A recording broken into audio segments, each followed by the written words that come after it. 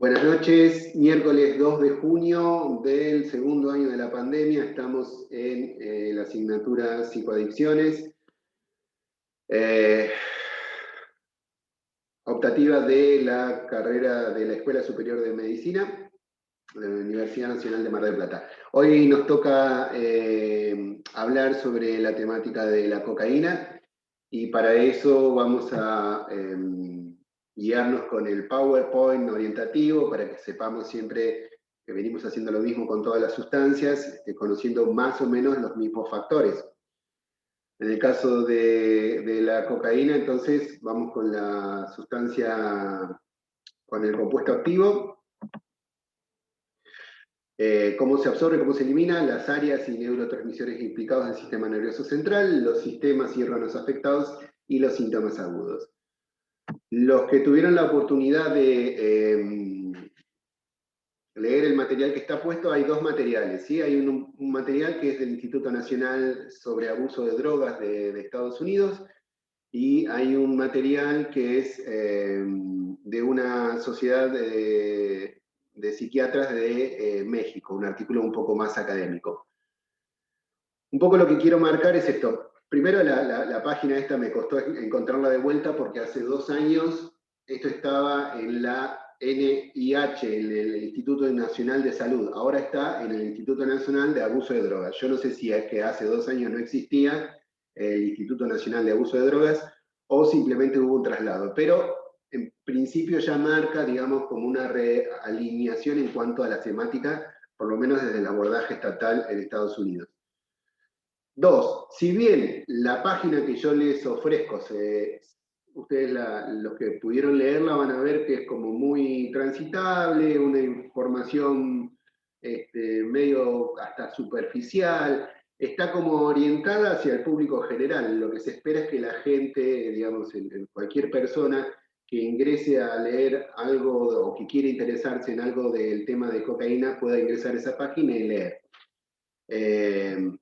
Por otro lado, el artículo mexicano tiene la intención de ser más profundo y más académico, pero cuando uno lee uno y el otro, lo que se van dando cuenta es que en realidad no hay tanta diferencia entre la profundización en que se logra en uno y otro artículo, por más que uno sea de divulgación y el otro sea un artículo científico. Entonces, a primera instancia lo que vamos notando es que la información, si bien puede ser muy abundante si uno se dedica a recolectar, en primera instancia no es tan abundante como uno creyera, ¿sí?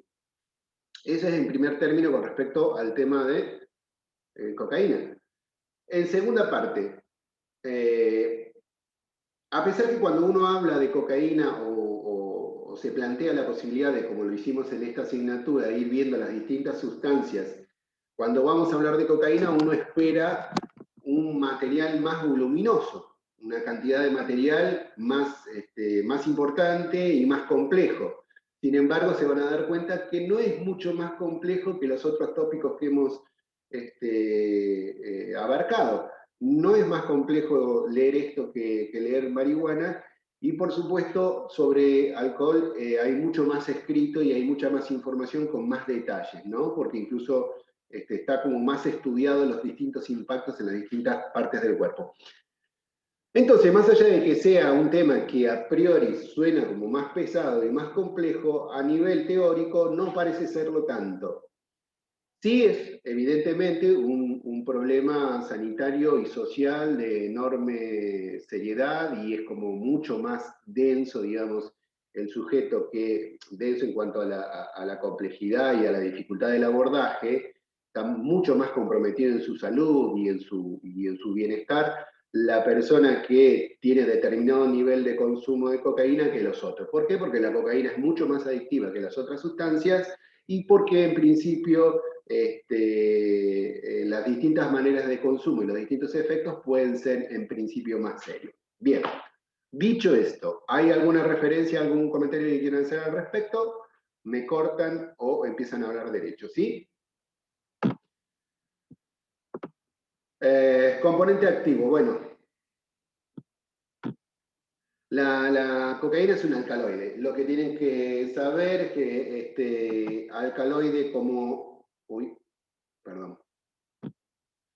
Lo que tienen que saber que este alcaloide como tal es una sustancia derivada de la planta de la coca que se comenta en varios de los textos que es una planta originaria de Sudamérica, de la región andina, de Bolivia, Perú, y que este alcaloide es uno de otros 13 alcaloides más que tiene la planta, pero que no tienen las características de la cocaína. La cocaína per se, y como fue, por decirlo de alguna manera, descubierta, es un potente vasoconstrictor y un anestésico local intenso. A partir de esa cuestión de la vasoconstricción es que luego vamos a desarrollar toda la sintomatología posible, todo lo que se va encontrando con respecto a la sintomatología aguda y crónica de la cocaína está en relación a esta cuestión de ser vasoconstrictor, además de su impacto en el sistema nervioso central. Las dos formas que tiene de presentación la cocaína es la sal, que es el clorhidrato de cocaína, que es ahí presentan la cantidad de nombres y variables de nombres según la región y el lugar. En Estados Unidos puede llamarse de 1000 maneras, en México puede llamarse de otras, acá en Argentina también, pero es el famoso polvo, ¿no? El clorhidrato de cocaína. Y la otra es la base, que no se tiene que confundir con pasta base, ¿sí? Una cosa es la pasta base y otra es la base de cocaína, que es la cocaína con clorhidrato o con cualquier otro tipo de base, que lo que se hace es utilizar eso para cocinarlo y se puede inhalar mediante la pipa o fumando, digamos, que se conoce como crack. ¿Bien? Entonces son las dos presentaciones, básica en sal y en base. En sal es la común, la que se conoce, y la base es la que se prepara luego para poder consumirla de manera de crack. ¿Bien? Bien. Profe, una pregunta. Diga. ¿El crack es lo mismo que pasta base o que el Sí, Paco o son distintas cosas? son distintas cosas, son tres cosas distintas, son tres niveles distintos. Yo les voy a dejar, de hecho ya lo subí, ustedes van a tener en la página del campus. A partir de eso vamos a desarrollar alguna actividad que no es obligatorio, ya sé que estamos todos cansados, les voy a dejar una actividad ahí en el campus, más que nada una reflexión les voy a solicitar con respecto a dos videos que van a ver. Uno es como un pequeño pedazo de entrevista de algún programa de América, de TV América, del canal de cable, y otro es un informe que se hace sobre el Paco puntualmente, que es un grupo canadiense de noticias que hace un informe sobre el Paco con una perspectiva casi de documental. Es cortito porque dura 16 minutos, pero es bastante interesante porque mezcla conceptos que habló la docente Valeria la semana pasada con respecto al impacto social y cómo eso promociona el consumo de otras sustancias que hasta el momento no habían aparecido. El Paco es el residuo de la preparación de la cocaína, que sería la pasta base. La base de cocaína es cuando la cocaína o al clorhidrato de sal se lo combina con bicarbonato, por ejemplo, que es la base más conocida. ¿Cuál es la función de hacer base de la sal? Porque a la sal no se la puede cocinar, digamos, para consumir fumada. En cambio, a la base de cocaína, sí, a la cocaína mezclada con bicarbonato se la cocina. Incluso en este documental muestran un poco cómo se hace, ¿no? Se mezcla la cocaína con bicarbonato, se pone un poquito de agua y se lo calienta en una cuchara. Eso empieza como a hervir, a calentar, a ebullicionar, y luego de un segundito que se evapora el agua, queda como una costrita. Esa costrita, que es como si hubieran, no sé, como si ustedes quemaran queso sobre la sartén, tiene esa textura y ese color y esa pinta.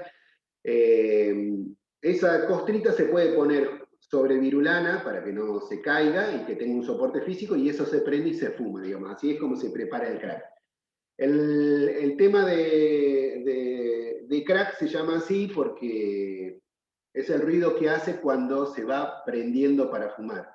Esa costrita, una vez que se prende, que digo, nosotros le decimos costrita porque es lo que los chicos pueden preparar acá, pero en otros lugares se prepara crack, digamos, el narcotraficante directamente trafica con crack.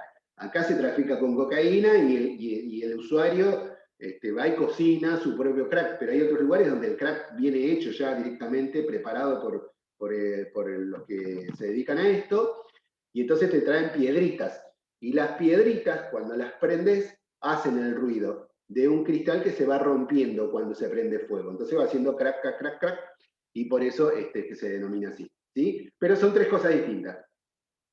La sal, que es el clorhidrato de cocaína, la cocaína común; la pasta base, que es el residuo de lo que se cocina; y la base, que es cuando se combina la cocaína con bicarbonato. ¿Bien? Perfecto, sí, gracias. Bien.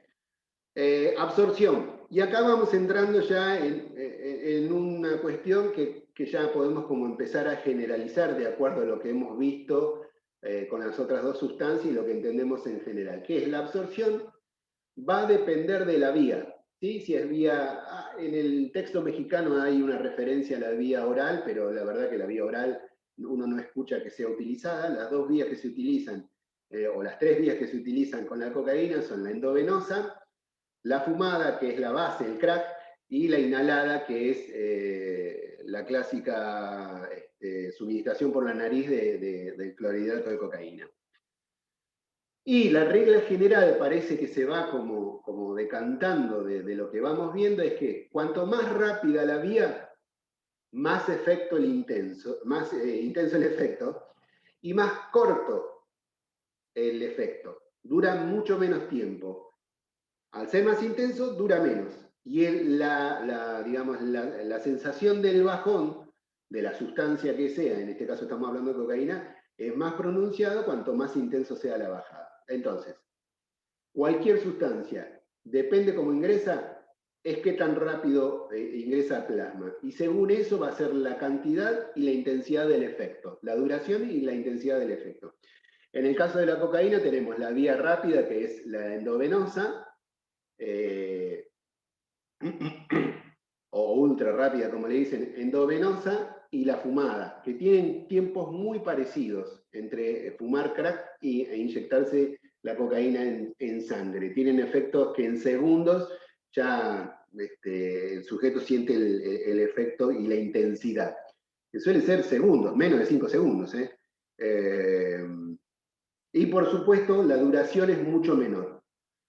Y además de esto, también se pone en juego la adictividad, es decir, cuanto más corto y más intenso el efecto, más adictiva la sustancia. Y muchas veces también tiene que ver con la nocividad, porque al ser más nocivo, al ser, digamos, más adictivo, el sujeto se inyecta o fuma más cantidad y por lo tanto, en general, se lastima más. Pero es una regla general, porque con la marihuana también vimos lo mismo, ¿no? La marihuana, si bien tiene dos vías, que son la fumada y la oral, digamos, la ingesta es mucho más demorada, digamos, y se necesitan mayores cantidades para generar el mismo efecto o la misma concentración en plasma. El efecto tarda más y tarda más en irse también el efecto. La absorción es un poco más errática. Bien, entonces las vías de administración de la cocaína son tres: endovenosa, fumada, inhalada. Va a depender de eso un poco los síntomas, la intensidad y la duración de los síntomas, y a posteriori también un poco los cuadros que pueda ir desarrollando la persona. Bien, consultas. Yo tenía una duda en el texto que decía que la dependencia física no siempre implica adicción. Y eso no lo entendí bien, porque yo primero lo relacionaba dependencia física con adicción, pero hacía como una diferencia ahí. Cuando uno aborda el tema de los consumos problemáticos, la mayoría de las veces se hacen dos definiciones de las dependencias, que son la dependencia psíquica y la dependencia física. La dependencia física está marcada por el patrón fisiológico, es decir, por la cantidad de sustancia que ingresa e interactúa en el sistema nervioso central, la tolerancia que el sistema nervioso central y sus receptores y los neurotransmisores generan a la sustancia, y la necesidad que tiene el organismo, una vez deprivado, es decir, una vez cortado el consumo, de volver a ingerir esa sustancia. ¿Se entiende hasta ahí, Mercedes? Sí, sí. Bien, hasta ahí se entiende. Bueno, con el alcohol tiene un tramo, ¿no? Con el alcohol, un día que no tomes alcohol, después de tener un consumo cotidiano, un día y medio, ya sentís la necesidad, ¿sí? Al cuarto día, si no desarrollaste algún cuadro de delirium o de abstinencia severo, podríamos decir que al cuarto día ya podés, como el cuerpo ya puede ir liberándose de esas ganas de consumir. Con la cocaína pasa entre el tercero y el quinto día, la abstinencia más marcada del organismo. Pasada esa parte del organismo, digamos, de la dependencia por la tolerancia generada por el organismo, la tolerancia fisiológica generada por el organismo, digamos, el organismo no tiene más necesidad, es decir, vamos a decir como lo dice la gente, no te pide el cuerpo, ni más alcohol, ni más cocaína, y la marihuana no genera una dependencia, una tolerancia tan importante como para generar una adicción biológica. Y entonces cae la pregunta, ¿y entonces por qué la gente es adicta a esta situación? ¿Por qué la gente siente que sigue necesitando consumir? Bueno, porque está la otra dependencia, que es la psíquica, ¿sí? La dependencia psíquica es como una manera de explicar, ¿no? Es una manera de explicar. Ah, bien, gracias. Y es una manera de explicar. Entonces son dos dependencias distintas, Mercedes. No, me entretuve porque justo me estaban escribiendo algo por el chat. Entonces son dos maneras distintas de explicar la dependencia. Lo que algunas personas entienden como dependencia psíquica es justamente la labilidad que tiene el sujeto o las dificultades a nivel ambiental o todas las cuestiones de posicionamiento subjetivo que hacen que después de 3 semanas que no consumió tenga una recaída. ¿Por qué va a consumir de vuelta si el cuerpo no le está pidiendo? El cuerpo está limpio ya del consumo. ¿Por qué necesitaría de vuelta? Bueno, ahí es donde entran todas las variables que se le dice de dependencia psíquica, pero podemos empezar a entender que son todas estas variables sociales y personales subjetivas que empiezan a interesar a la situación, ¿sí? Y justamente es por lo cual nosotros entendemos que la biología no puede dar respuesta a todo, porque si fuera por la biología, después de una semana de tener encerrada a una persona, la dependencia, la tolerancia, la abstinencia se pasó y ya el sujeto no tendría que volver a recaer. Pero claramente hay otras cosas que se ponen en juego además de la tolerancia que genera el organismo y los cambios a nivel de neurotransmisores. ¿Se entiende ahí, Mercedes? Sí, sí, gracias. Bien. Luego dice, si la duración del efecto es menor, ¿es factor para un consumo mayor? La mayoría de las veces sí, porque además cuando la duración es menor, acordemos que si la duración es menor, el efecto es más intenso, por lo tanto aturde más. Y las personas cuando están en ese nivel de consumo buscan continuar en ese grado de aturdimiento. Es mucho más difícil salir de ese grado de aturdimiento. Cuando estemos en la parte ya de síntomas, hablaremos un poquito más de lo que tiene que ver esto con, por ejemplo, solventes o hidrocarburos, ¿sí? Pegamentos o combustibles, ¿no? Consumo de combustibles y pegamentos. Bien. Metan pregunta cuando quieran, no esperen a que yo autorice. Bueno, absorción y eliminación. La eliminación tiene que ver con las esteriasas del plasma y se elimina en general todo por orina. Pregunta Benjamín. Entonces el problema mayor sería salir de la dependencia psíquica, ¿no? La biológica es rápido. Sí, sí. Uno lo toma así. ¿no? Por eso, digamos, la obligación de la asignatura es transmitir a los futuros médicos y médicas, digamos, todos los conocimientos académicos que están en relación a la biología, pero entendemos que el tema es más complejo, es lo que intentamos transmitirle, ¿no? La parte biológica da una explicación, pero en cuanto a lo que es la intoxicación, el síndrome de abstinencia, es decir, los mecanismos de tolerancia que se dan en el cuerpo, tienen un tiempo, ¿no? Eso es así para esta sustancia y para otras sustancias también, ¿no? Dejas de tomar y tengo abstinencia después de 3 semanas. Y capaz que no es abstinencia. Capaz que lo que a vos te pasa es que tenías un nivel de ansiedad muy alto y no te has acostumbrado en los últimos 3 años a manejar esa ansiedad de otra manera que no sea consumiendo alcohol, marihuana o cocaína. ¿Se entiende? Y la gente realmente, la sensación que tiene es que tiene abstinencia. ¿Por qué? Porque están ansiosos, porque están angustiados, porque tienen alguna sensación de malestar personal. Son personas que cuando estaban entrando en esa fase muchas veces acuden al consumo. Entonces, después de que pasa el periodo real de abstinencia, que es como una semana, 10 días, pónganle como mucho, ¿qué pasa? El sujeto vuelve a estar en una situación de tensión psíquica, de malestar subjetivo, de ansiedad, de angustia. ¿Y qué es lo que el sujeto interpreta? Estoy abstinente, ¿no? De hecho, en los textos, lo que ustedes van a encontrar es, y con respecto a la cocaína mucho más, una nominación con respecto a estas cuestiones de la abstinencia de largo plazo, que es el craving, que no sé si lo habrán escuchado o leído en algún lado. El craving es la sensación de un intenso deseo de consumir del sujeto a partir de un deseo de volver a consumir cocaína. Entonces uno dice, ¿cómo puede ser que le dé una abstinencia, como que el organismo tenga un impacto? Bueno, lo que uno entiende con respecto al craving es que en realidad eso se da más que nada con la cocaína, no se da tanto con la marihuana y no se escucha hablar del craving ni con marihuana, ni con alcohol, ni con éxtasis, ni con otra cosa, ¿no? El craving se da más que nada con la cocaína porque el ingreso de la cocaína es vía nasal.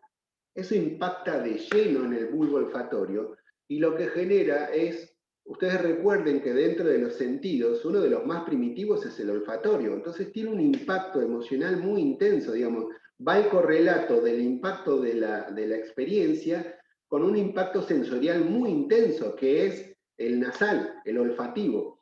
Y lo que le pasa a estas personas es que en determinado momento el bulbo olfativo reproduce ese efecto. Este es el recuerdo olfatorio de la cocaína.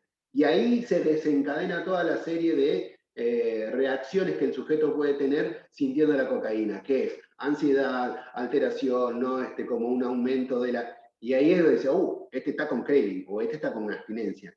Sería algo así la explicación, por su compromiso en el bulbo olfatorio. Con dependencia psíquica nos referimos a la sensación de euforia que genera la coca. ¿Qué es eso y qué es eso lo que la persona busca sentir y genera esa dependencia? Sí, lo podríamos referir al revés, Agustina. Que en realidad la gente busca la sensación de euforia en determinado lugar o le está escapando a la sensación de aplacamiento, de abulia, de anedonia, de malestar, de angustia, a la sensación displacentera. ¿Viste? ¿Se entiende, Agustina? Y dice YD, que no sé quién es YD, escuché que el nivel de adicción del crack es tan alto que al probar la primera o segunda vez uno ya está propenso a hacerse adicto. ¿Es tan radical así o es mito? Sí, sí, vamos a decirlo que sí, pero igual cuando hablemos de la parte de consumo YD, que no me acuerdo quién sos, recordame la pregunta con respecto a esto del consumo de crack y primera y segunda vez. Bien, bien, Agustina. Que bueno, menos mal que me lo trajiste a esa parte del texto, porque de alguna forma está bueno ver que, digamos, más allá de que sean epidemiologías de México y todo lo demás, está bueno ver que en un texto de psiquiatras, es decir, de médicos, haya algo con respecto al entorno, ¿no? Que se va por fuera de la biología. De hecho, hay un par de lugares donde dice, bueno, no todo es tan así, ¿no? Alan, ¿qué haces, Alan? Sí, escúchame, Alan, recordame después entonces la pregunta cuando lleguemos a la parte de consumo y de endovenoso sobre todo, cuando hablemos de endovenoso, ¿sí? De los problemas traídos por endovenoso. Nos quedan 5 minutos. Julián dice, buenas, Julián que hoy es el hombre de perfil, ¿no? Te pusiste la cámara en otro lado y hoy sos el hombre perfil. Buenas, profe. Sería error entonces decir que el craving se presenta en el consumo de otras sustancias, ya que en varias guías publicadas por el Ministerio y otros organismos de salud pública se menciona acerca del craving en el tabaquismo y el alcoholismo. Bueno, vos fíjate, la realidad es esta. No les voy a decir yo, porque esto está grabado, no voy a decir yo que el Ministerio de Salud está diciendo mal el craving. Bien. Pero sí es verdad que se produce mucho con la cocaína. Y con lo otro que uno lo puede escuchar es con el tabaco. Y el tabaco tiene las dos vertientes. El que siente el tabaco y ya le da asco, y el otro que siente el tabaco y se transporta enseguida a los mates, o a la tarde de pesca, o al asadito después del fútbol, o al partido, y todas las versiones de consumo de tabaco, ¿no? ¿Y por qué? El tabaco también tiene implicancia en el bulbo olfatorio.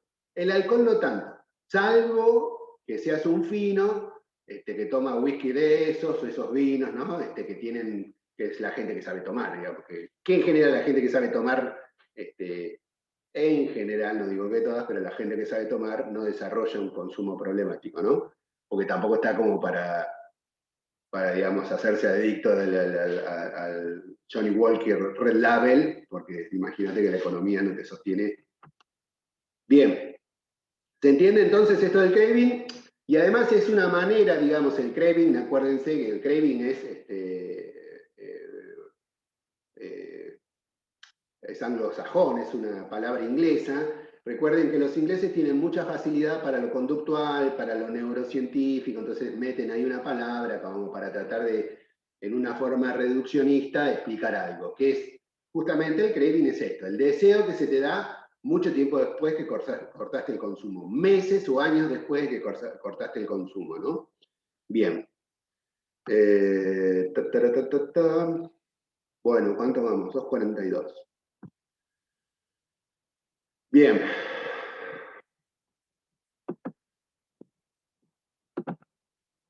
Áreas y neurotransmisores, lo mismo. Las áreas y neurotransmisores, más allá que es un campo que nosotros tendríamos que poder reconocer mucho más, ustedes van a encontrar que no solamente con la cocaína, sino que en general siempre se habla de la estimulación de las zonas de gratificación del sistema nervioso central, que tienen que ver con la base del sistema, digamos, el área tegmental ventral del cerebro, que es también, ustedes saben que la parte exterior del cerebro es la parte más, filogenéticamente hablando, más evolucionada, que corresponde a la evolución superior. Las partes más centrales y más profundas del cerebro son las partes más primitivas. Entonces estas partes, tanto el bulbo olfatorio como la parte tegmental ventral, tienen que ver con evolución, con la parte de evolución más primitiva del sujeto. Por lo tanto, al tocar eso, o al estar implicada esos sectores, naturalmente va a generar determinada conmoción en estas áreas de gratificación, de recompensa,